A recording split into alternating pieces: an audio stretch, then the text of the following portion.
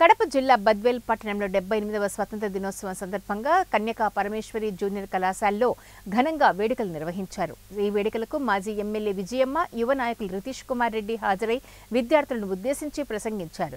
విద్యార్థులను ఉద్దేశించి వారు మాట్లాడుతూ మన దేశానికి స్వాతంత్ర్యం ఎంతో మంది త్యాగ కృషి ఫలితంగా లభించిందని తెలిపారు.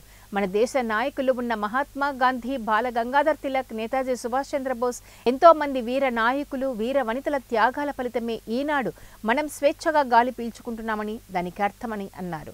నాయకులు నడిపిన మార్గంలో మనం కూడా నడవాలని, శాంతి, ప్రేమ, సేవా సమాజంలో సహజీవనం చేయాల్సిన బాధ్యత మనపై ఉందని అన్నారు. ప్రతి ఒక్క విద్యార్థి చిన్నతనం నుండి క్రమశిక్షణతో, పట్టుదలతో అనుకున్న పనులు సాధించాలని తెలిపారు. కార్యక్రమంలో కాలేజీ లెక్చరర్స్, సిబ్బంది, విద్యార్థులు భారీ సంఖ్యలో పాల్గొన్నారు.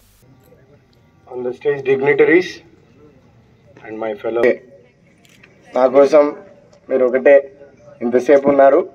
అందరు పెద్దవాళ్ళు చెప్పినాక మనము ఎక్కువ చెప్పే బదులు కొంచెం ఓపిక చేసుకొని 3 words: భారత్ మాతా కీ, భారత్ మాతా కీ, భారత్ మాతా కీ, జై హింద్.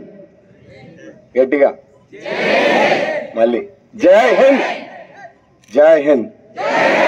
Thank you.